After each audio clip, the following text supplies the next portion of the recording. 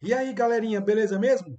Vamos para mais uma aula do nosso canal, canal do professor Alex Homero. Galera, hoje vamos comentar, analisar aspectos gerais dessa prova Enem, segunda aplicação, chamada também de Enem PPL, não é isso? Da área de linguagens. Questões curiosíssimas.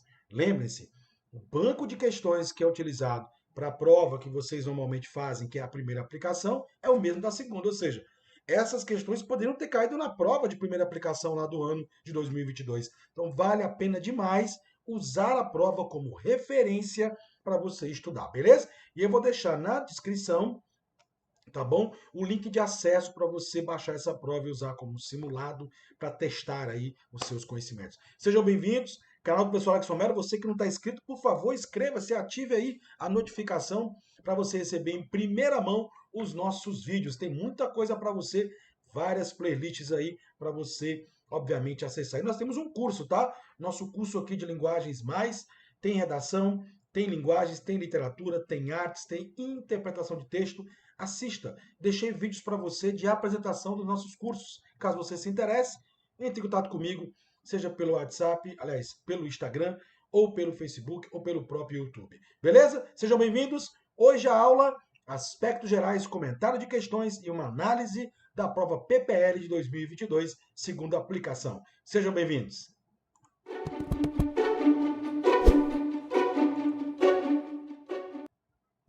Beleza, galera? Pois está aqui. Aspectos gerais da prova de linguagens, Enem PPL 2022. Está aí o nosso Instagram, Alex Romero Lima. Vai lá, conversa comigo, tire suas dúvidas sobre tudo que você precisa saber da área de linguagens. Galerinha, isso aqui é importante. Aqui nós temos aspectos gerais, pessoal, tá? Das chamadas competências da prova de linguagens. Está ali a competência 1, que trabalha com novas tecnologias da informação, tá? E as tecnologias da informação e da comunicação. Temos aqui também a língua estrangeira, né, que você conhece bem, a língua estrangeira que você opta pelo inglês e espanhol e continuará sendo ainda nos próximos anos. A competência 3, tivemos questões curiosas nessa prova, linguagem corporal, é educação física agora, galera, não é só teoria, não é só prática não, tem teoria, tá? A história da arte, pessoal, poucas questões, mas questões normalmente difíceis, e também a literatura. Literatura, pessoal, tá a parte de texto, o texto literário e os textos que trabalham com a interpretação dos gêneros textuais, competência 7, tem dominado a prova de primeira aplicação e de segunda aplicação. Fiquem espertos, questão de literatura bem interessante. Competência 6, pessoal, vem a parte mais funções da linguagem, figuras da linguagem, tá? Sempre está presente na prova. E essa habilidade 20 aqui, quero chamar a atenção de vocês, porque essa habilidade 20 é aquela em que você tem a situação da língua como patrimônio, né? Isso é interessante. O patrimônio linguístico brasileiro, respeitar as variantes linguísticas, respeitar a norma, as línguas falantes dos indígenas, por exemplo, tá? Isso é muito importante. A competência 7 é a que domina o número de questões, é a maior. É a parte que você vai literalmente interpretar texto mesmo, tá? Isso é muito importante. Quero destacar o uso dos gêneros textuais, difundido pela internet, como se fosse um fato verídico. A comunicação atual depende cada vez mais do modo como vamos lidar com os rumores. Então ele colocou aqui a situação porque o boato se espalha tanto e criticou aqui, né? Colocou uma posição crítica em relação aos jornalistas que usam isso como informação, copiando e colando sem verificar a veracidade. Agora, cuidado com a questão, porque o enunciado já diz que esse texto aqui vai reconhecer uma posição, ou seja, vai se posicionar sobre isso. Em que sentido? Qual é a posição tomada pelo internauta que vai ler algo que está aí nas redes sociais, na comunicação? O que ele vai fazer? Confiar nos contatos pessoais que transmitiram a informação? Ora, é porque você viu lá no texto ele colocou que normalmente você confia porque você conhece a pessoa que transmitiu. Mas será que é isso que eu vou tomar como posição? Então eu vou acreditar no boato? Bem de bola. Acompanhar e reproduzir o comportamento dos meios de comunicação, a letra B é absurda você marcar, porque ele critica o fato de jornalistas não verificarem a informação. C. Seguir as contas dos jornalistas nas diversas redes sociais, isso vai resolver o problema? Vai deixar de ter boato? B e C são muito parecidas, né? Devem ser eliminadas. D. Excluir dos seus contatos usuários que não confirmam a veracidade da notícia. Tá bom, eu resolvo um problema, que é o tópico 1 lá, né? Beleza, que eu vou eliminar, mas e os outros dois? Vão continuar acontecendo. Então não resolve o problema. O que resolve o problema é a letra E, pessoal. pesquisar em diferentes mídias a veracidade das notícias, ou seja, não confiar quando você desconfiar que é buraco. O boato são os famosos, né, as famosas fake news. Então, questão interessante de um assunto bem atual. Então, a prova tem colocado essa situação das fake news, né? Então você deve, até uma redação pode vir em cima disso, né? Então ficar atento, se posicionar fazendo o quê? Antes de copiar e colar e transmitir, verifique a veracidade em outros meios de comunicação. Porque se foi só naquele, há uma grande chance de ser boato. Tudo bem? Beleza. O que é a competência 3, meus queridos? A competência 3, ela é uma competência que cobra é, a linguagem corporal e a educação física. Nós estamos muito acostumados, é claro, então, estávamos acostumados em praticar educação física, jogar bola, fazer uma corrida, jogar vôlei, né? E agora a prova traz a linguagem corporal e a educação física como atuantes importantes na qualidade de vida, na saúde física, na saúde mental. Só que os textos da prova normalmente não são textos difíceis, porque são textos bastante genéricos. Então você consegue responder. Na prova de primeira aplicação, por exemplo, falaram sobre a relação na pandemia, né? O quanto a prática física ajudou muitas pessoas, né, a manterem sua qualidade de vida, né, e a distrair um pouco daquela situação. Então, pode vir isso novamente, tá? Agora, questões mais difíceis normalmente, quando acontecem, é aquelas questões que envolvem os tipos de esporte, que tem uma regra muito específica, saber qual é o esporte de rede, saber o que é o esporte de marca, atletismo, por exemplo, né, esporte de marca, de rede, o vôlei, o handebol, aliás, o tênis de mesa, né, o próprio beach tênis. Então, saber que tem algumas peculiaridades na divisão das categorias dos esportes em si. Mas se eu falei em linguagem corporal, e o que seria linguagem corporal, né? Uma forma de você expressar. Por isso que o nome da prova é linguagens, códigos, suas técnicas, porque não existe só uma forma de linguagem. Tem a verbal, a não verbal, a mista, né, a corporal. Então, pela expressão corporal, você consegue passar também, transmitir uma comunicação. Essa linguagem é um movimento do corpo, seja facial, seja o corpo em si, seja numa dança ou numa prática religiosa que tem os gestos peculiares, tá? Seja pelo esporte. Atenção com esse termo aqui, pessoal. O termo que envolve aí esse termo com nome curioso, né? Que é a sinestesia. Você está acostumado a ver sinestesia com a letra S, é aquela figura de linguagem que trabalha com sentimentos, com sensações, né? Mas a sinestesia com C você associa o seguinte, ó, C de sinestesia, C de corpo. Toda e qualquer movimentação corporal. Aí é competência 3, tá? Aqui também a prova discute muito os padrões estéticos. Então, se condena a ideia de que você pratica educação física, vai para a academia, por exemplo, somente preocupado com a estética, né? Com a beleza, com a força em si. E sim, deveria estar preocupado em melhorar a sua qualidade de vida. Tá? A gente sabe que no dia a dia, na prática, as pessoas procuram academia para isso, mas na prova, pelo menos, você tem que responder que é a condenar a ideia de padrão estético, se vincular a padrões, teria que se adequar aos padrões. Muitas vezes as pessoas utilizam até meios ilegais para conseguir esse padrão rápido, né? E não deixar se influenciar por essa questão comportamental. Outro ponto importante, né? A educação física trabalha com a ideia de saúde física, qualidade de vida, obviamente também a saúde mental, através de práticas corporais. A prova já teve uma questão que usou o termo práticas sinestésicas. Acabei de falar. Sinestesia com a letra C é corpo, então práticas corporais. O esporte, a educação física como meio de integrar, interagir, incluir pessoas. Aí eu tenho como grande exemplo o esporte paralímpico, né? Já teve questão sobre isso, tá? E pode ser um tema de redação também, já que o esporte é o meio que essas pessoas que têm alguma deficiência, muitas vezes discriminadas na sociedade, têm uma forma do esporte como um meio muito eficiente de se integrar, de se interagir, de se sentir incluído na sociedade, tá? Muito importante, a prova condena, através dos textos, essa ideia de padronização corporal, pelo vício, muitas vezes, em academia, não pela qualidade de vida, mas academia pela questão estética, o desenvolvimento de transtornos alimentares para poder adequar seus padrões. Então já caiu conceitos como bulimia, já caiu conceitos como vigorexia, então ficar atentos a isso, tá? Anorexia, então ficar atento com essas questões, porque se condena isso na prova, tá? O excesso de cirurgia plástica, anabolizantes, e essa é a mídia que muitas vezes impõe esse padrão de corpo perfeito. Em cima disso, questão sobre anorexia, e já é a segunda questão em 4 anos, pessoal. Ela é a 45, ela foi, na verdade, né? A última questão da prova azul de 2022. Comece pelo enunciado. Uma causa determinante que contribui para a anorexia Aqui o aluno pensou, será que essa questão não seria na prova de natureza, já que envolve biologia, é porque a anorexia ocorre junto com outros tratores alimentares, porque as pessoas querem submeter-se a padrões estéticos que estão lá e que não se encaixam, e aí, para fazer isso, acabam apelando para situações críticas, seja o uso de remédios excessivos, né?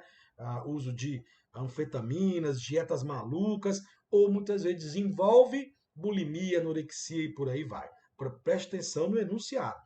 Uma causa. Olha, não está perguntando o que é anorexia, mas uma causa determinante que contribui para a anorexia vinculada ao exercício físico é o quê? Sem o texto já mataríamos a resposta. Por que as pessoas desenvolvem isso? Porque querem se enquadrar a padrões. Mas você vai ler o texto, ele vai explicar no texto aqui uma revista da área específica de educação física, vai te explicar o que é anorexia, transtorno alimentar que a pessoa acha que está sempre acima do peso, ou precisa perder, desenvolve outros distúrbios, tá? E os fatores familiares, psicológicos, socioculturais e fisiológicos interagem entre si, predispondo, precipitando e ou mantendo o transtorno. Bom, aqui você tem a pegadinha, porque está falando de outros fatores, beleza? Mas eu quero é a causa. Anoréxicos têm medo de doentio de engordar e experienciam uma grande necessidade de controle sobre o peso e a forma do corpo. Dietas exíguas, ou seja, bem limitadas, uso de laxantes, diuréticos e indução de vômito são estratégias para manter o peso e a forma corporal. O exercício também é uma estratégia para perder e controlar o peso, sendo praticado de maneira ritualizada e excessiva, sem acompanhamento. O objetivo, olha a parte final do texto agora, eu diria que a resposta está bem aqui, nessa parte aqui, ó, final do texto, pessoal, olha só, tá? Ficou feio isso aqui, né, galera? Tá? Eu diria que está bem aqui, beleza? Tá bem nessa parte, começa aqui, ó. O objetivo é alcançar um corpo ideal condizente com os padrões de beleza. Então, vou lá para a questão e já marco a letra A.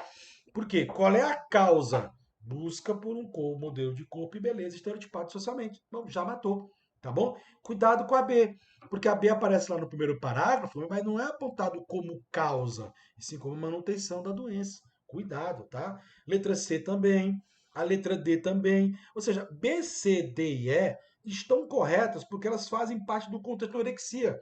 Mas o enunciado pediu foi o que causa a anorexia. Essa dependência de se enquadrar em padrões. Cuidado com esse tipo de questão. Beleza? Tranquilo? Agora, pessoal, história da arte. 6 questões. Normalmente as questões de arte não são fáceis, tá? E eu trouxe uma aqui, curiosamente, não veio obra de arte, veio um texto.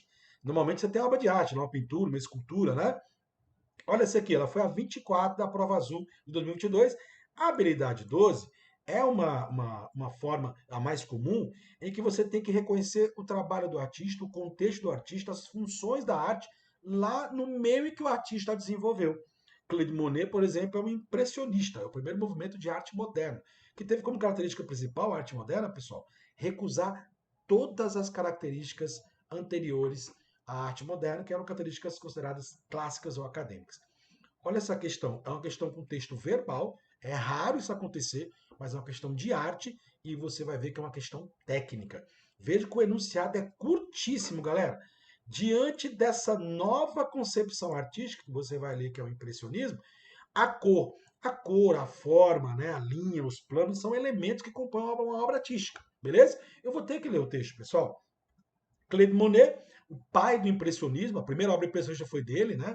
Chama-se Impressão Nascer do Sol. Influenciado por Turner, um pintor romântico, passou a pintar temas que apresentassem fluidez. Ponto. Para isso, ele fragmentou a imagem com pinceladas de cor pura. Aqui eu tenho a primeira coisa teórica. Quando eu digo que questões de arte não são fáceis, não são fáceis. O que são cores puras? O mesmo que cores primárias, aquelas não se misturam.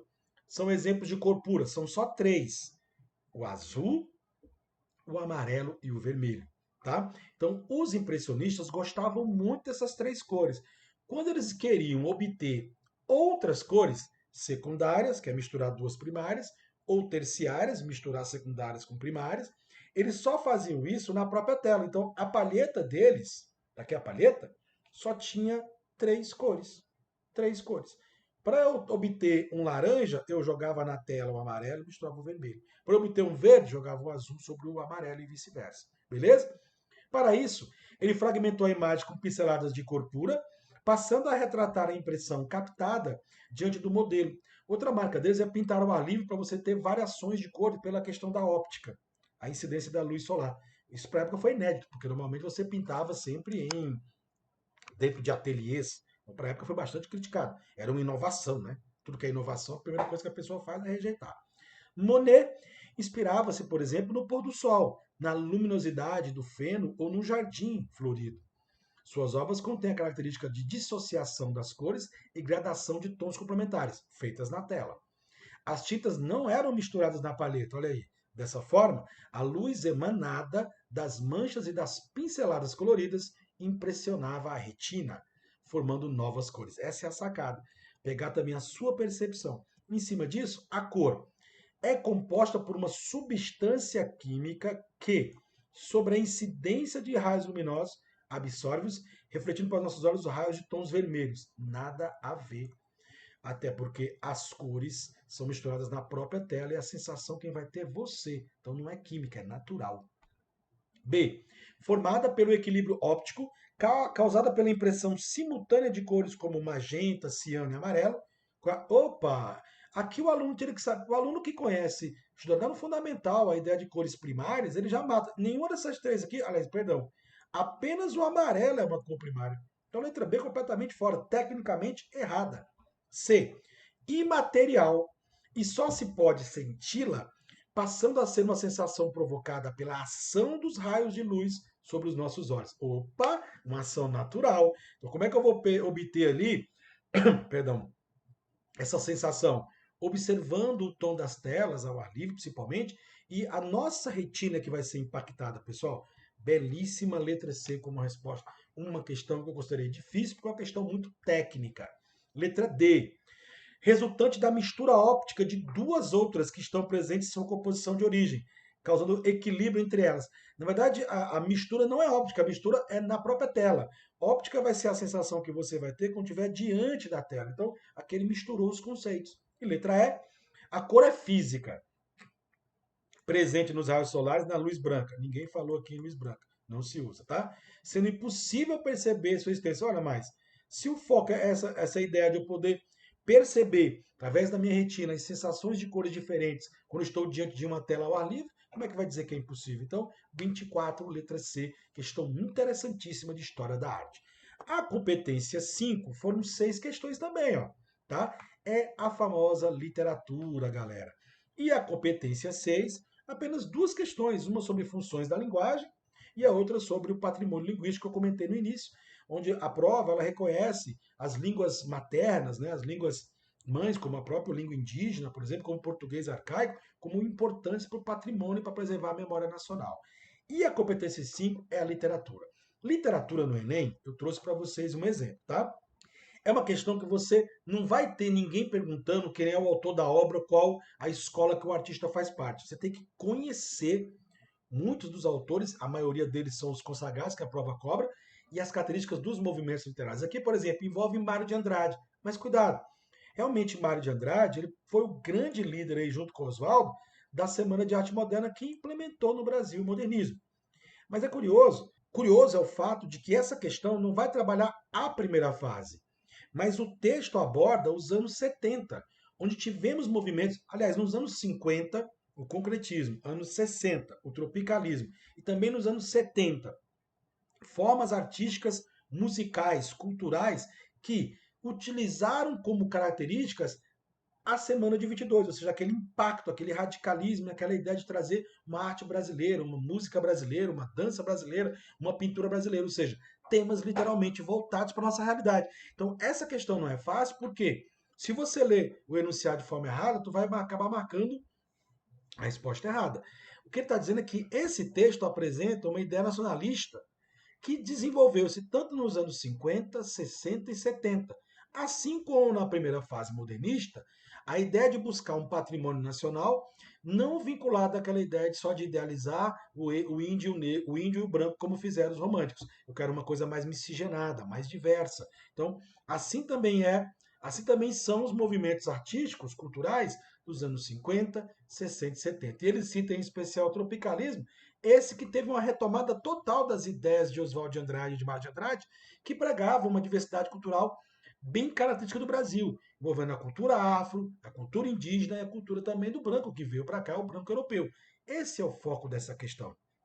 E veja que o texto ele não vai ajudar muito você, ele não tem muita informação. Aqui você teria então que comparar os movimentos culturais dessas 3 décadas e saber que elas são vinculadas de alguma forma às ideias nacionalistas e críticas lá da primeira fase. E o que elas todas queriam em comum? Exatamente o ideal de diversidade cultural, a fim de buscar uma nova cara do Brasil. Mas essa diversidade, levando em consideração as nossas 3 formações, afro-brasileira, a indígena e a branca europeia. Cuidado com a letra A, porque só fala em negros e portugueses. Cadê os índios na nossa formação? Letra B, não tem nenhuma questão econômica envolvida, até social você poderia ter, mas nada a ver.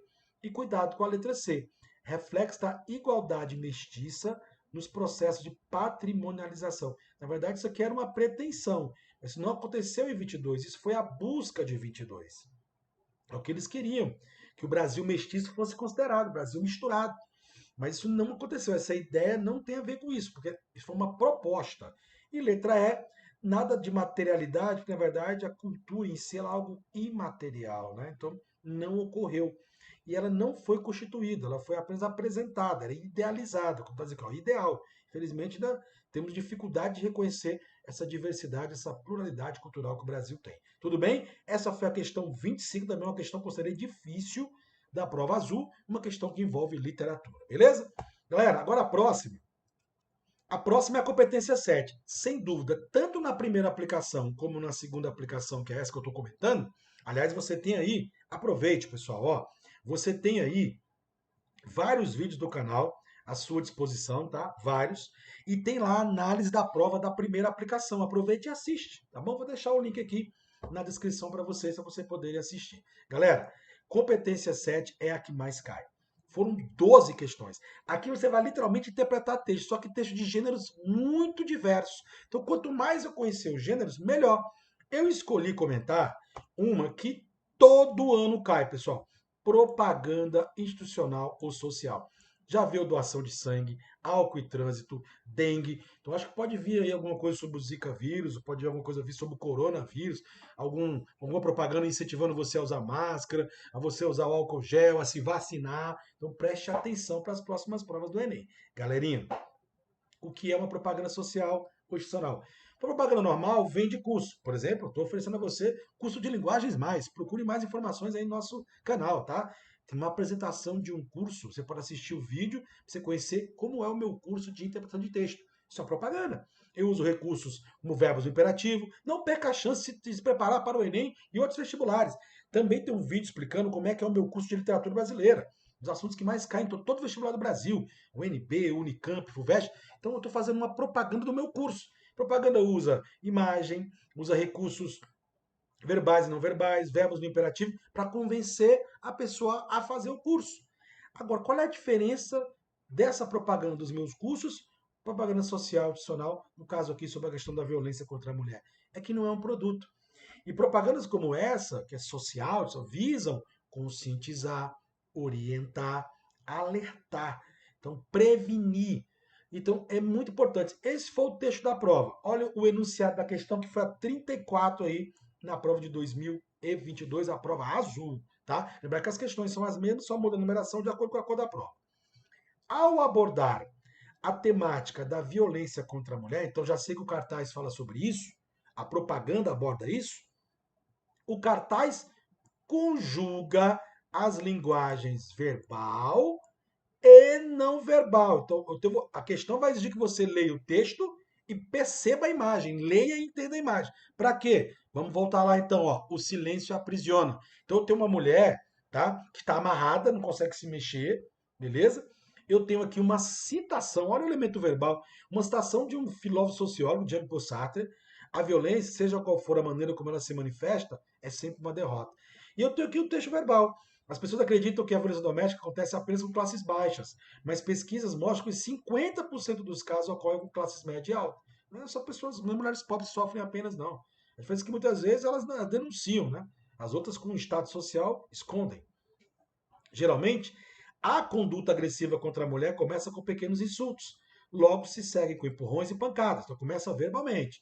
60% das mulheres vítimas de agressão sofrem em silêncio e não pedem ajuda, pois muitas sentem vergonha ou dependência emocional do agressor ou até mesmo se culpam pela violência sofrida. Apenas 40%, então tem que melhorar esse número aqui, ó. Apenas 40% das agressões são denunciadas. Aí não dá. Aí embaixo tem uma mulher que faz isso aqui, a ideia do silêncio. Então, essa parte aqui dessa imagem da mulher aqui, ela vai ter uma ligação com o título.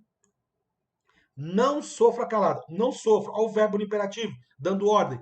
Tipo de propaganda. Vá até uma das delegacias da defesa da mulher e denuncie. Não sofra, denuncie. Tá bom? Beleza? Então a questão que é o quê? Que ao conjugar ou abordar essa temática, quando se conjuga as linguagens verbais, o que acontece? Apresentam-se políticas públicas de combate à discriminação de gênero. Tem a ver com discriminação? Tem a ver com violência. Letra A não tem nada a ver, pessoal. Tá? B. Mobilizar a vítima para denunciar as agressões. A grande proposta de um cartaz, né, de uma propaganda social, que pode ser um outdoor, pode ser um cartaz em si, é você, no caso dessa aqui, alertar você, orientar. No caso aqui, denuncie. Não sofra calada. Portanto, pessoal, letra B de bola. Todo ano, desde 2009, nunca falhou. Sempre tivemos questões de propaganda social com os diversos temas. Letra C. Não tem nada a ver com a sociedade aqui, não tem nada que você reflita a reação da sociedade, pelo contrário, só 40% das vítimas conseguem denunciar. Não está falando das resultantes do sofrimento, sim, analisando, pelo contrário, o foco é você denunciar para não sofrer mais e não está discutindo o agressor. O foco aqui é a pessoa agredida, no caso, a mulher. Beleza? Tudo bem? Competência 8 trabalha com variações linguísticas, foram 3 questões. E a 9, que é o impacto social das tecnologias, né, como é que as redes sociais interagem no nosso cotidiano, o que melhorou com o e-commerce, a educação à distância, que é o e-learning. Né? Prestem atenção em questões esse ano sobre inteligência artificial, o impacto no dia a dia da gente. E a competência 8 são as variações linguísticas. Agora, ano passado, as 3 questões foram você reconhecer quando se deve usar a norma culta. Então, cuidado, tem gente que, porque não cai a norma culta no Enem. Olha aí, tem uma habilidade só para isso, e tem a redação também. Então, quando usar a norma padrão em diferentes situações de comunicação, em diferentes textos. Então, trouxe para você essa questão, que foi a 29 da prova azul. Veja o enunciado. Esse cartaz tem como função social conquistar clientes para um evento turístico. Beleza, então é uma propaganda. E, por isso, seria recomendável que fosse escrito na norma padrão. É o que se espera, né? Você usar variações linguísticas no dia a dia, na gíria, conversando ali e tal. Agora, normalmente você usa a norma padrão. Claro que é acaso e acaso, né? O comentário acrescentado por um interlocutor, alguém que leu o cartaz é esse. Excursão, Raposo, Rio de Janeiro. Dia 21 de 7 de 2012, valor R$ 230. Passagem, hotel, Tataco Romilda, 104, aqui ó, as informações do telefone. Beleza. Mas alguém viu esse cartaz e colocou o seguinte: excursão com C cedilha não vai a lugar nenhum. O correto é excursão. Realmente errar língua portuguesa complica, né, pessoal? Excursão é com S, tá? Não é excursão com C cedilha. Então, o interlocutor fez essa correção aqui, ó. Teria escrito isso, tá? Você não vai a lugar nenhum. O correto é excursão com S. Ainda destacou o S, ó. Ficou bem destacado aqui, tá? O que ele sugere? Ao fazer isso, o comentário sugere que a grafia incorreta da palavra excursão, o que acontece? Qual é o interesse dele? Interfere na pronúncia? Cuidado, leia. Excursão, excursão. Tanto C cedilha como S têm a mesma pronúncia, são homófonas. Então, a letra A está fora, porque não interfere. Reflete uma interferência da fala. Excursão, excursão. Pelo contrário, também não tem nada a ver com a fala. Caracteriza uma violação proposital para chamar a atenção. Será que a pessoa fez de propósito, escreveu excursão com C cedilha, né, para propaganda do seu próprio, sua empresa de turismo, forma proposital? Estranho, né? Diminui a confiabilidade nos serviços oferecidos pela prestadora. Quando o cara coloca lá que a excursão com C cedilha não vai a lugar nenhum, porque não existe essa excursão com C cedilha, pode ser. E letra E, compromete o entendimento do conteúdo da mensagem. Agora, cuidado, é entre D e E. Se eu pensar que o texto deveria ter escrito com norma padrão, e o comentário dele sugere que a grafia incorreta pode prejudicar, você faz o seguinte: será que qual é o maior problema? É que escrever errado a palavra excursão diminui a confiabilidade no serviço ou compromete o entendimento da mensagem? O que, que você acha? Galera, me passa a ideia de que a pessoa não vai oferecer um bom serviço, não sabe nem escrever uma coisa que é do dia a dia dela, que é fazer excursão. Agora, o entendimento, é claro que eu entendi que a excursão, a ideia da excursão existe. Eu sei, é turismo. Será que o fato de escrever errado fez com que eu não entendesse a mensagem? É uma questão de grafia. Tanto que o enunciado destacou a grafia. Então não é uma questão de sentido, não é semântico, é grafia, é uma questão mesmo de escrita, de morfológica, tá? Por isso a letra D de dado. Porque essa grafia errada perpassa, me dá a ideia de diminuição de confiabilidade. Questão inteligente, porque muitos poderiam marcar exatamente a letra E. Beleza, pessoal? Bem, e da competência 9, eu escolhi para finalizar a questão 43 da Prova Azul 2022, que quer que você perceba o impacto das novas tecnologias no cotidiano das pessoas. Olha só essa questão, comece pelo texto.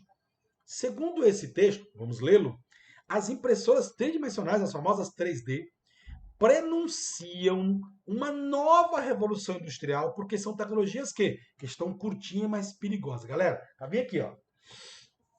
A produção em massa em grandes fábricas se tornou um símbolo da segunda revolução industrial. Agora, após um século, uma nova transformação se anuncia. Olha, ela é trazida por aparelhos do tamanho de um micro-ondas que constroem um objeto real a partir de um arquivo digital, as impressoras tridimensionais. Então, o assunto do texto é esse. O que o enunciado quer? O que isso prenuncia, ou seja, antecipa. Elas funcionam como uma impressora convencional que muitos têm em casa. Basta apertar o botão na tela do computador para que o arquivo digital, com desenho em 3 dimensões do objeto a fabricar, seja enviado para a máquina. Em vez de tinta, elas usam materiais como plástico, gesso, silicone, borracha ou metais para fazer sapatos, próteses dentárias, joias, luminárias, brinquedos ou peças de equipamento hospitalares. Até há pouco tempo, esses equipamentos custavam centenas de milhares de reais e ficavam restritos a grandes indústrias. Hoje, olha o impacto, já é possível levar para casa uma impressora 3D e usar para fabricar objetos. Uma nova revolução industrial está a caminho, diz o jornalista e físico Chris Anders. E aí, pessoal? O que elas prenunciam? Que diminui de tamanho? Esse é o prenúncio? A nova revolução é o fato de que eram grandes e agora são pequenos? É isso? Tiveram seus preços reduzidos? São informações que estão no texto. Realmente diminuiu o tamanho e tiveram preços reduzidos. E aí? Trabalho arquivo digital. Mas essa é a ideia de prenunciar, de anunciar uma coisa que vem modificar o pensamento da gente? Não, pessoal. É o fato de que agora qualquer um de nós pode imprimir em 3D, porque a gente pode ter uma em casa. Nossa manufatura, nossa feitura pode ser feita em casa. Ou seja, as 3 primeiras alternativas, elas estão no texto, mas não é isso que pronuncia uma nova revolução. O fato de ser um tamanho menor, preço reduzido e ter arquivo digital. E sim o fato de eu poder fazer em casa, não ser mais só grandes indústrias. Beleza, galera? Aqui eu deixo mais uma vez aí para vocês a questão do meu canal, até um QR Code para levar você direto para o canal, onde temos essas playlists aí, ó. Tem até os curta nossos vídeos curtos, são muitos vídeos que eu gravei nos museus como o Louvre, os museus de arte de Madrid, que a gente pôde viajar e fazer, o MASP São Paulo, Pinacoteca, para ajudar muito vocês, tá? Também textos reflexivos. Tem literatura, tem gênero, tem tudo para você aí à sua disposição, tá? Para você fazer um grande trabalho. Muito obrigado aí por você ter assistido o vídeo até o final. Deixe o seu like, seu comentário. Caso queira conhecer mais nossos cursos online, você nos procura pelo Instagram, @AlexOmeroLima. Muito obrigado, boas aulas e divulgue nosso canal. Peço isso por gentileza. Professor Alex Homero de Linguagens. Até a próxima, galera!